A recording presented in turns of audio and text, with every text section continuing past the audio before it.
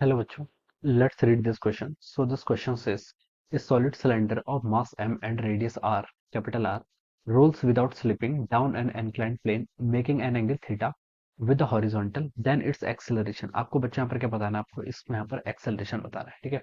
तो देखिए बच्चों, इस क्वेश्चन का की कॉन्सेप्ट आप क्या लिख सकते हैं? The key concept of this question, इस क्वेश्चन का की कॉन्सेप्ट देखिए, हमने क्वेश्चन में बोल रखा है कि एक सॉलिड सिलेंडर है जिसका मास m है, रेडियस r है।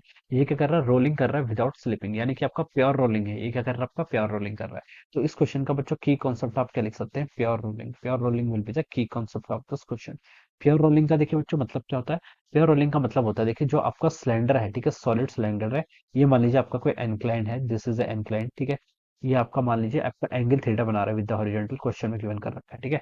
ये आपका यहाँ पर से सिलेंडर है, ठीक है। प्योर रोलिंग का मतलब होता है, देखिए बच्चों, जैसे ये आपका सिलेंडर है, दिस इज द सिलेंडर, ठीक है। ये जो इसका पॉइंट ऑफ कांटेक्ट है, there is no relative velocity along the direction of the surface, ठीक है। सरफेस के डायरेक्शन के along there is no relative velocity between the point of contact and the surface. Surface और point of contact के बीच में आपका कोई भी क्या होना चाहिए? There should not be any relative velocity, ठीक है। तो इसे हम क्या बोलते हैं? दैट इज कॉल्ड अवर, इसे हम क्या बोलते हैं? आपका प्योर रोलिंग बोलते हैं। क्या बोलते हैं? आपका प्योर रोलिंग बोलते हैं, ठीक है। पॉइंट ऑफ कांटेक्ट के बीच में देखिए आपकी कोई भी क्या होनी चाहिए? रिलेटिव वेलोसिटी नहीं होनी चाहिए। किस डायरेक्शन में वेलोसिटी नहीं होनी चाहिए? अलोंग द, जिस पैरेलल टू द, इसके पैरेलल, जो आपका सरफेस है, सरफेस के पैरेलल। नॉर्मल तो हो सकती है, नॉर्मल होगी तभी आपकी बॉल क्या कर रही है? आपका सिलेंडर क्या कर रहा है? सॉरी, मूव कर रहा है, ठीक है। तो ये हम बता सकते हैं, this is the condition of the pure rolling, ठीक है। अब आपको देखिए यहाँ पर क्या गिवन कर रखा है? एंगल थीटा गिवन कर रखा है, इसके रेडियस आर बोल रखा है, ठीक है। अब देखिए बच्चों, इसका एक्सेलरेशन फाइंड आउट करना है, ठीक है। तो देखते हैं बच्चों, इसमें कौन कौन से फोर्स लग रहे हैं। सबसे पहला फोर्स तो देखिए आपका एक mg फोर्स लग जाएगा, let m be the mass. तो mg फोर्स आपका वर्टिकली डाउनवर्ड डायरेक्शन में लग जाएगा, ठीक है। mg डायरेक्शन में लगेगा। तो देखिए ये आपका क्या कर रहा है? ये एनक्लाइन इस सिलेंडर के मोशन को कंस्ट्रेंट कर रहा है, तो एक नॉर्मल फोर्स यहाँ पर ऐसे लग जाएगा, ठीक है। नॉर्मल फोर्स ऐसे लग जाएगा। mg के बच्चों कंपोनेंट लिख लीजिए, कौन कौन से कंपोनेंट होंगे? ये एंगल थीटा होगा, बाई ज्योमेट्री हम बता सकते हैं, ठीक है। तो ये जो होगा नॉर्मल के अलोंग, ये कंपोनेंट कौन सा हो जाएगा आपका? mg cos theta, this component will be mg cos theta. और एक mg का कंपोनेंट ये आएगा, ये कंपोनेंट क्या कहलाएगा? आपका mg का sin theta, this is our mg का sin थीटा, ठीक है। तो ये तो आपके दो फोर्सेस आ गए, ठीक है। अब देखिए बच्चों, हमें ये पता है कि अगर हम सिलेंडर को देखिए किसी ऐसे एनक्लाइन पर रखेंगे, तो ये आपका डाउन द एनक्लाइन, यानी कि नीचे को क्या करेगा? आपका मूव करेगा। तो किसके कारण ये आपका मूव करेगा और क्यों मूव कर रहा है, पहले तो हमें देखना है, ठीक है।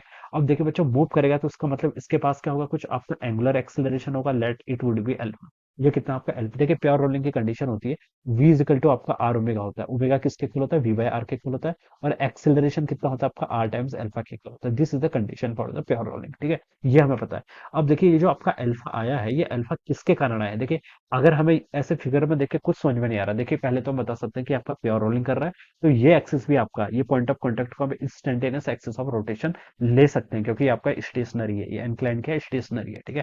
तो हम इसको इंस्टेंटेनियस एक्सिस ऑफ रोटेशन ले सकते हैं, ठीक है। इसके अबाउट भी सॉल्व कर सकते हैं। लेकिन अगर कुछ समझ में ना आए तो सेंटर ऑफ मास के अबाउट ही हम क्या कर सकते हैं? कैलकुलेट कर लेते हैं। अब देखिए, सेंटर ऑफ मास के अबाउट अगर हम देखें, तो देखिए बच्चों, किसके कारण ये आपका जो अल्फा आया है? अल्फा देखिए कब आएगा? जब इस पर कोई टॉर्क लगेगा। टॉर्क के कारण तो अल्फा आता है। टॉर्क क्या होता है? आई टाइम्स अल्फा, ठीक है। तो नॉर्मल के कारण तो देखिए कोई टॉर्क नहीं लगेगा, क्योंकि नॉर्मल तो देखिए इसके सेंटर ऑफ मास से ही क्या कर रहा है? आपका पास कर रहा है, ठीक है। फिर देखते हैं mg। mg के कारण भी देखिए, mg भी इसके सेंटर से पास कर रहा है, तो mg के कारण भी आपका कोई टॉर्क नहीं आएगा, ठीक है। अब देखिए कौन सा फोर्स ऐसा है जिसके कारण ये टॉर्क आ रहा है, ठीक है। और कौन फोर्स अप्लाई कर सकता है? ये ग्राउंड इस पर क्या कर सकता है? आपका फोर्स अप्लाई कर सकता है। और यहाँ पर आपका देखिए क्या कर रहा है? फ्रिक्शन फोर्स अप्लाई हो रहा है इस इन दिस डायरेक्शन, ठीक है। फ्रिक्शन फोर्स देखिए अगर इस डायरेक्शन में होगा, तो देखिए आप torque r vector cross f vector find out करेंगे, तो आर वेक्टर आपका ये आ जाएगा, ये आपका एफ आ जाएगा, इस डायरेक्शन फाइंड आउट करेंगे। तो एंगुलर एक्सेलरेशन देखिए आपका डाउन द इंक्लाइन ऐसा आएगा, ठीक है। तो हम बता सकते हैं जो यहाँ पर टॉर्क आ रहा है वो सिर्फ किसके कारण आ रहा है? आपका फ्रिक्शन फोर्स के कारण आ रहा है, ठीक है। तो बच्चों देखिए, मैं यहाँ पर पहले क्या लगा लेता हूँ? ट्रांसलेशनल मोशन के करस्पॉन्डिंग कंडीशन लगा लेता हूँ, ठीक है। इस पर देखिए आपका मोशन इसका डाउनवर्ड है, तो एम ए हो जाएगा। कौन सपोर्ट कर रहा है? MG sine theta. MG sine theta देखिए इस डायरेक्शन में है। माइनस आपका देखिए फ्रिक्शन फोर्स लग रहा है अपोजिट डायरेक्शन, तो माइनस एफ एस। तो एक इक्वेशन तो बच्चों आपके यहाँ पर से आ गई, ठीक है। दूसरी इक्वेशन देखिए आपका लिख सकते हैं टॉर्क वाली इक्वेशन, रोटेशनल के करस्पॉन्डिंग। टॉर्क किसके इक्वल होगा? आई टाइम्स अल्फा। टॉर्क देखिए कितना आपका? आर इसके रेडियस है, और F S it is equal to I times alpha. I क्या? मोमेंट ऑफ इनर्शिया इस सिलेंडर इसके अबाउट, सेंटर ऑफ मास के अबाउट।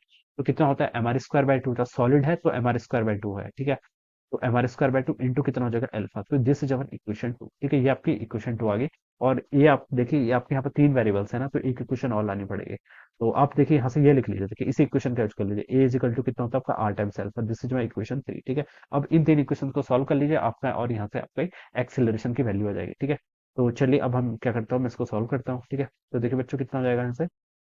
आर से देखिए एक आर आप यहाँ पर कैंसिल कर लीजिए। मैं इसको ऐसे लिख लेता हूँ, देखिए पहली इक्वेशन को देखिए मैं ऐसे लिख रहा एम ए कितना है आपका m g sine theta minus of f s, ठीक है। और यहाँ से देखिए बच्चों मैं क्या लिख सकता हूँ, एफ एस की वैल्यू बच्चों कितनी आ जाएगी यहाँ से, m r alpha by two के इक्वल, कितनी आएगी m r alpha by two के इक्वल। इसको मैं अगर यहाँ पर पुट कर दूं तो देखिए बच्चों कितना हो जाएगा, एम ए को क्या लिख सकते हैं आर अल्फा प्लस आपका एफ एस कितना हो जाएगा m r alpha by two. और ये बच्चों वैल्यू किसके इक्वल होगी आपकी एम जी साइन थीटा के इक्वल आ गई, ठीक है। ये वैल्यू आपकी यहाँ से इतनी आ गई।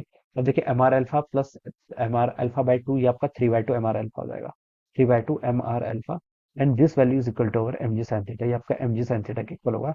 एम से बच्चों आपका यहाँ पर एम कैंसिल हो गया, ठीक है। और अल्फा की वैल्यू आपकी यहाँ से आ जाएगी, देखिए ए इंटू इसको आप ए आ गया, देखिए आर इंटू अल्फा क्या था ए, तो ए की वैल्यू बच्चों यहाँ से कितनी आ गई आपकी two by three times of g of sine theta, ठीक है। तो यही से आपका आंसर आ गया, ए कितना आ गया आपका to by three G sine theta, ठीक है। तो ये इसका क्या होगा, that will be the acceleration. तो किससे मैच कर रहा है, ऑप्शन बी से मैच कर रहा है। तो बोल सकते हैं कि बच्चों ऑप्शन बी क्या होगा, इसके करस्पॉन्डिंग आपका करेक्ट आंसर हो जाएगा, ठीक है। सो इस तरीके से बच्चों हम क्या करेंगे, सॉल्व करेंगे। So I hope you all understood this concept, all the best and thank you so